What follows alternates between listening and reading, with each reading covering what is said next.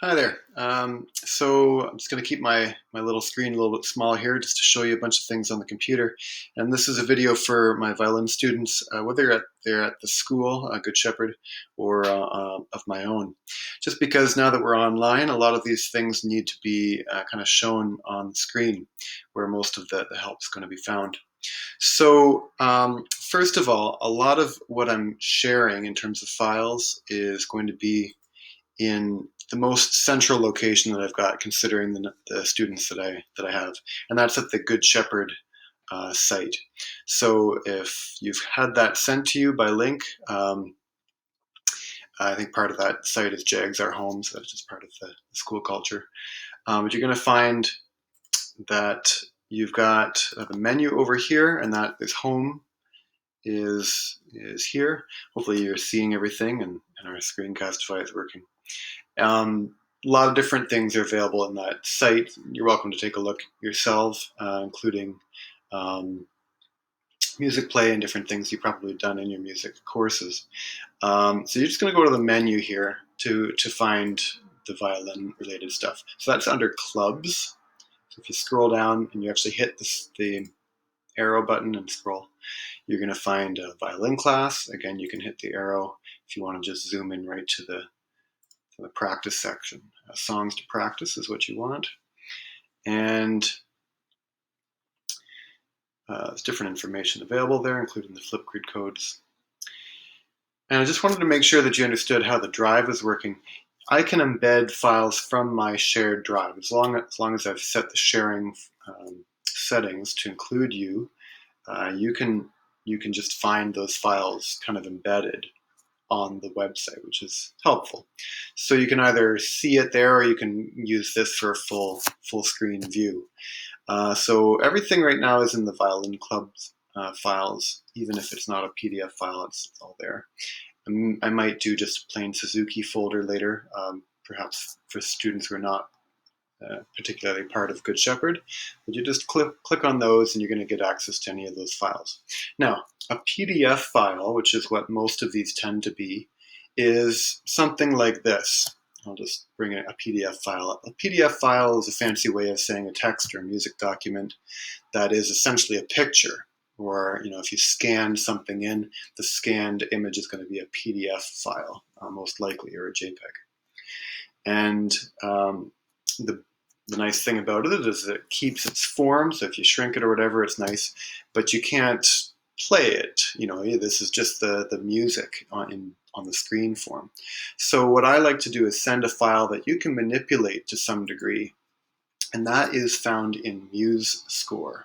So I'm going to bring up a MuseScore file here, and if it, sorry, this is again a PDF file. So a MuseScore file ends in different coding at the end. It doesn't say PDF, MSC, I think it is. And that means that you can actually manipulate and hear the notes. So if I take my arrow and I click that note, I can actually hear that C sharp being played by, in this case, a violin, because it's specified as such. But that's great.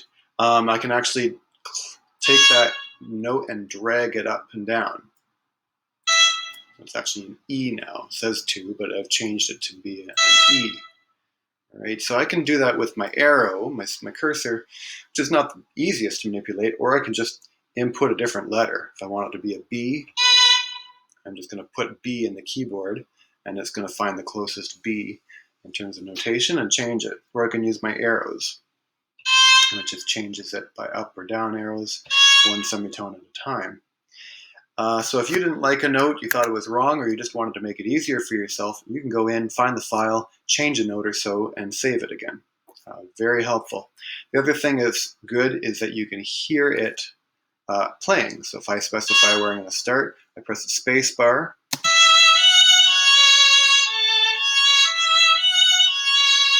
I can hear it playing. I can change the tempo over here by double-clicking the number and just changing it to 70 or 80 beats per minute. Really helpful. I can also get rid of this extra stuff. Flute, piano, they are part of the score. I don't want to see them right now, so I'm just going to click somewhere on the page, press escape to be safest so that you're not in edit mode, and then press I.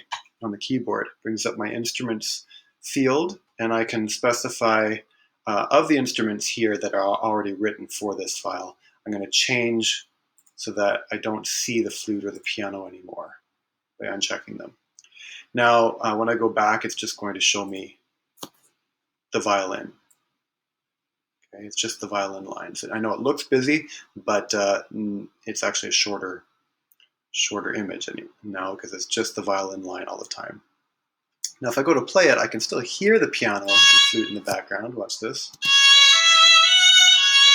Oh, my bad. So the reason I didn't, but I could have, is I go to View, and I'm going to see the mixer.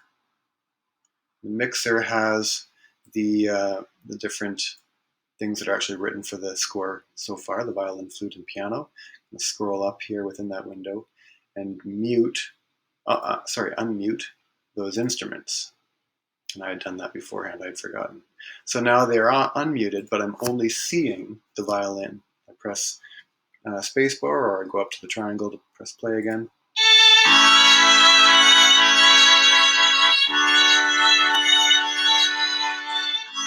And I can hear anything written in the background yet playing.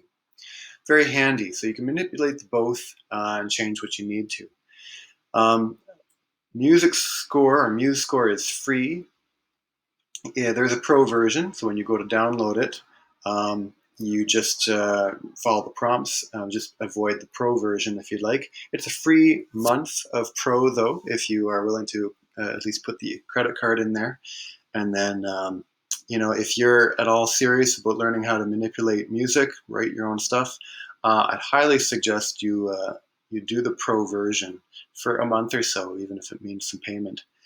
Because it is phenomenal what it can do. You can even scan in music that you already have, physical music for, and especially if you wanted to be able to change a key, it's brilliant for taking a photocopy of, say, a hymn book piece of music.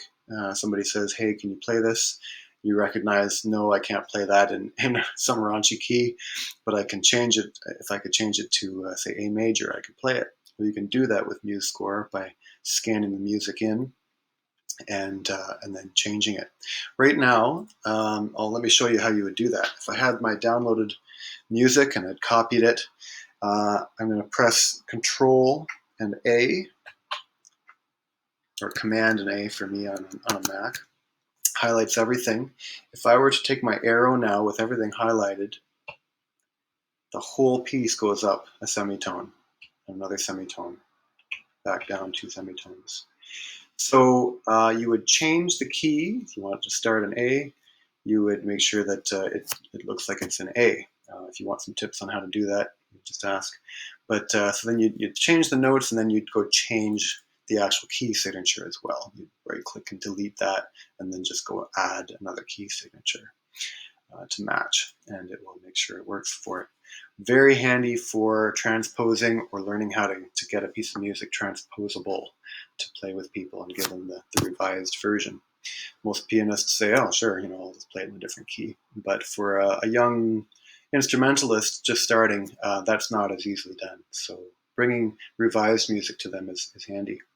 Okay, one last thing I want to show you about our technology end of things here is Flipgrid. And Flipgrid is where I'm going to post my videos typically, if not YouTube.